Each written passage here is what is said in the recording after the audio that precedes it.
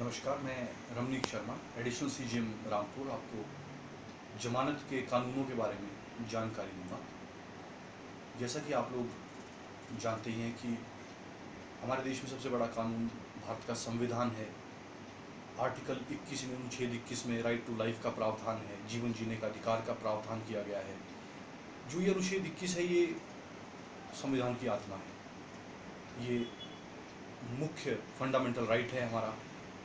इसके अंदर प्रावधान है कि किसी व्यक्ति को जीवन जीने का अधिकार और उसका जो पर्सनल लिबर्टी है वो नहीं हटाई जा सकती जब तक उसके पीछे कोई कानूनन कारण ना हो। जब कोई व्यक्ति गिरफ्तार हो जाता है या उसको संभावना होती है कि उसको गिरफ्तार किया जा सकता है, ऐसे में वो संबंधित न्यायालय में जमानत के लिए या अग्रिम जमानत के लिए अर्जी दे सकता है। क्रिमिनल प्रोसीजर कोड में जमानत का प्रावधान है। इसके पहले कि हम जमानत के कानून के बारे में चर्चा करें, हमारे लिए जानना बहुत ज़रूरी होगा कि अपराधों की श्रेणी कौन कौन सी होती है। अपराधों को मुख्यतः जमानतीय, गैर जमानतीय, संज्ञेय और असंज्ञेय अपराधों की श्रेणी में बांटा गया है। जमानतीय अपराध यानी बेलेबल ऑफेंसेस वो अपराध हैं जो शेड्यूल 1 क्रिमिनल प्रोसीजर कोड में डिफाइन किए गए हैं और जो किसी अन्य कानून के द्वारा जमानतीय बनाए गए हैं। गैर जमानती अपराधों के बारे में सीआरपीसी में लिखा गया है कि वो सभी अपराध जो जमानती अपराध नहीं है वो गैर जमानती अपराध है। संज्ञेय अपराध वो अपराध है, संज्ञेय अपराध यानी कॉग्निजेबल ऑफेंसेस, ये वो अपराध है जिसमें पुलिस अधिकारी बिना किसी वारंट के किसी व्यक्ति को गिरफ्तार कर सकता है। संज्ञेय अपराध जनरली गंभीर श्रेणी के अपराध होते हैं, जैसे हत्या, बलात्कार, चोरी, डकैती इत्यादि इसमें शामिल होते हैं। हालांकि सीआरपीसी के शेड्यूल में कॉग्निजेबल और नॉन कॉग्निजेबल ऑफेंसेस को यानी अपराधों को बांटा गया है।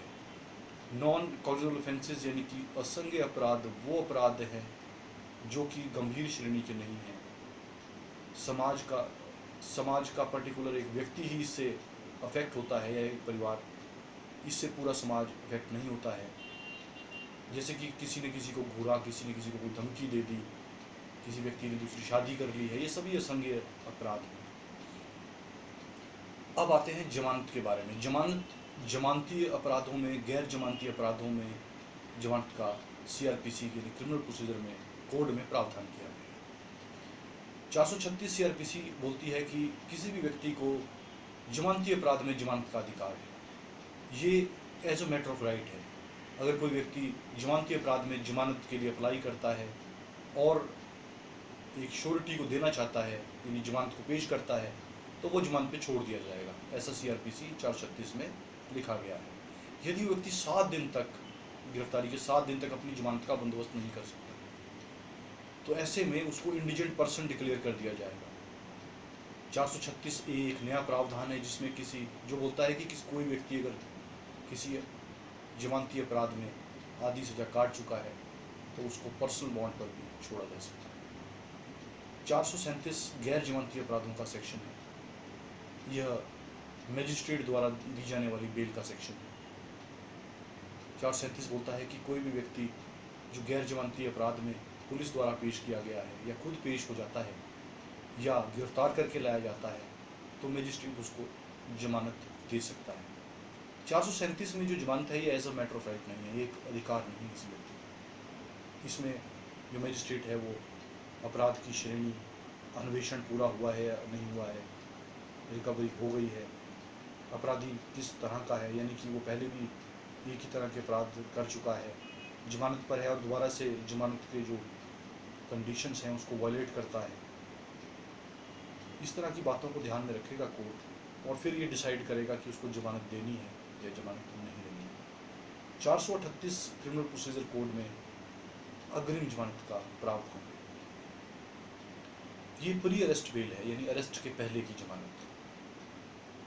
माननीय सत्र न्यायालय और माननीय उच्च न्यायालय जो है उनके पास अग्रिम जमानत देने का अधिकार होता है, उनके पास वो पावर है। यदि कोई व्यक्ति को ऐसा लगता है, किसी व्यक्ति को ऐसा लगता है कि उसको किसी गैर जमानती अपराध में गिरफ्तार किया जा सकता है, तो वो अग्रिम जमानत के लिए अर्जी दे सकता है। पहले अग्रिम जमानत के बारे में कहा जाता था कि अग्रिम जमानत ट्रायल के शुरू होने तक है, लेकिन अब अग्रिम जमानत सुप्रीम कोर्ट की जजमेंट आ गई है जो बोलती हैं कि अग्रिम जमानत एक पूरी तरह से एक जमानत ही है। 439 में भी जमानत का प्रावधान है।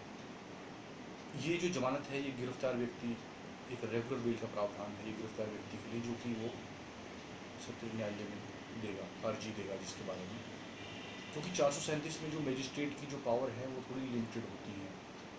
वो जिन अपराधों में मृत्युदंड का प्रावधान है या जीवन कारावास का प्रावधान है उसमें जमानत देने से मजिस्ट्रेट को बचना चाहिए, उसमें जनरली मजिस्ट्रेट जमानत नहीं देता है। ऐसे में 439 में गिरफ्तार व्यक्ति अपनी जमानत के लिए अर्जी लगा सकता है। इसके अलावा एक 389 CRPC में भी एक जमानत का प्रावधान है। ये जमानत एक सजा याफ्ता व्यक्ति को, कन्विक्टेड आदमी को दी जाती है। इस जमानत को देने से पहले कोर्ट ये ध्यान में रखता है कि उस व्यक्ति को 3 साल से ऊपर की सजा नहीं हुई होनी चाहिए। इसके बाद 167 2 CRPC में एक कंपल्सिव जमानत का प्रावधान, इसे बेल इन डिफॉल्ट भी कहते हैं। कोई भी व्यक्ति अनिश्चित काल के लिए गिरफ्तार नहीं किया जा सकता। यदि कोई गिरफ्तार व्यक्ति जुडिशियल या पुलिस कस्टडी में है और पुलिस उसका चालान एक प्रेस्क्राइब टाइम के अंदर फाइल नहीं कर पाती है, तो ऐसे में वो व्यक्ति जमानत का हकदार होगा। मान लीजिए कोई व्यक्ति चोरी के केस में गिरफ्तार किया गया है और 60 दिन के अंदर अंदर उसका पुलिस चालान प्रेजेंट नहीं होता है। ऐसी सूरत में अन्वेषण के पूरी ना होने की सूरत में उस व्यक्ति को कंपल्सिव बेल 167 CRPC में दी जा सकती है।